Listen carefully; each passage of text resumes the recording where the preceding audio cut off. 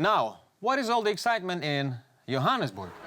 Ladies and gentlemen, exciting news is that the who's and who of emerging nations, the developing world, or whatever we're calling it this week, are gearing up for their version of Paris Fashion Week, the 2023 BRICS Summit in Johannesburg, South Africa.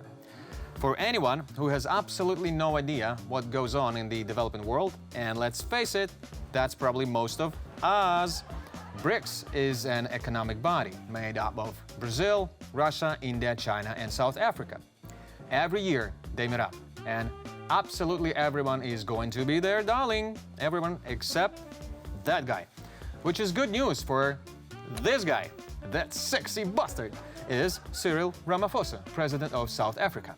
He is smiling like this because Vladimir Putin will not be attending the summit. Why? Does he dislike Vladimir Putin? Let's take a look. Is a way to reach peace, and that's through negotiation and that's through diplomacy. Now, the key sticking point with that is that Ukraine... Yeah, no, it looks like they get along well.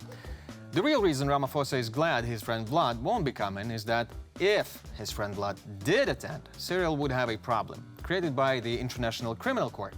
You see, after formally issuing a warrant for his arrest, the ICC would really like to get its hands on Vladimir Putin. But how do you get your hands on the man? Not by inviting him to South Africa, that's for sure. You see, when one of the world's most prolific war criminals, Sudan's Omar al-Bashir, came to Johannesburg for an African Union summit in 2015, the ICC had issued a warrant of arrest against him too. And South Africa took bold, heroic, and decisive action by doing absolutely nothing. So, if history repeated itself and Vladimir Putin did turn up in South Africa and they didn't hand him over to the ICC, people might question whether South Africa is on the right side of history.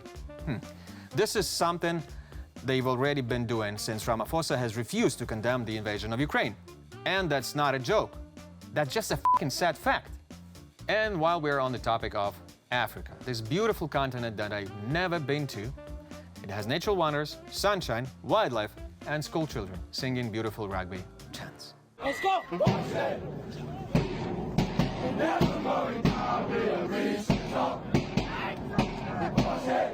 Oh, that gave me goosebumps. If you think we were desperate to work that clip into the show, you're absolutely right. We just wanted a bit of positivity before we talk about some gruel and dark stuff that goes on in Africa. Africa is a continent alive with the power of myth, some traditional, some very new. In these newer myths, the East, such as China and Russia, are the good guys. Yeah.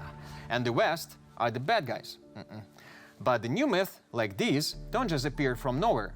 And you don't need to look much further than our old friend Yevgeny Prigozhin and his Wagner group to understand who is busy creating those myths. Over the years, Prigozhin and his merry band of heavily financed men have been getting involved in all sorts of shenanigans in Africa on behalf of the Russian government.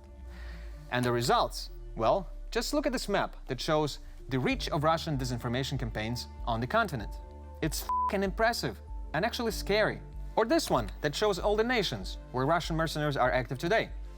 Both of which lead to this map, which shows in dark blue the number of African countries that abstained from condemning the Russian war in Ukraine during a UN vote. The West has not always been Africa's friend in the past. Like all myth, this one has more than a few grains of truth to it.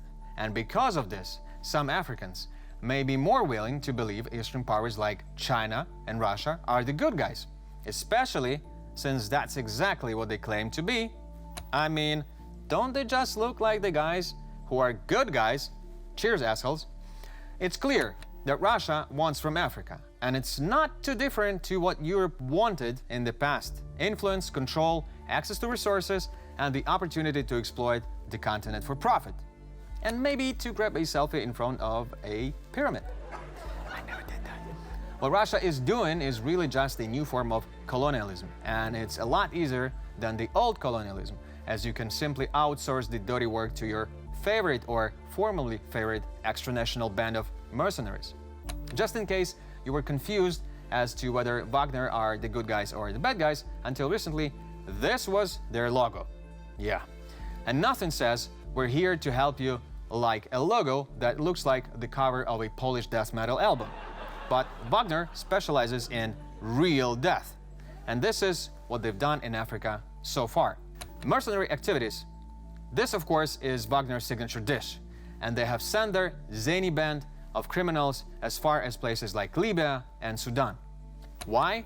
Mainly because it makes them a lot of money, courtesy of Russia and others who want to advance their interest in the region. And also, it's a rewarding life. Some killing here, a bit of torture there, and then back to the hotel swimming pool for a few cocktails. Well, we all need that life-work balance, don't we? Military intervention. But Wagner does not always work for Russia. The Wagner Group has also conducted military interventions and training in African countries, often in support of authoritarian regimes or rebel factions. If you're a bloodthirsty, opportunistic dictator and you want to stay in power, who are you going to call? Yes, the Wagner. And if you're a bloodthirsty, opportunistic rebel leader who wants his turn on the throne, also Wagner. Does Wagner dabble in Africa regime change for fun? No. Helping prop-up dictators is a literal gold mine. And since we're really desperate to end this segment on an inspirational note, it's time to watch this again. Take it away, boys.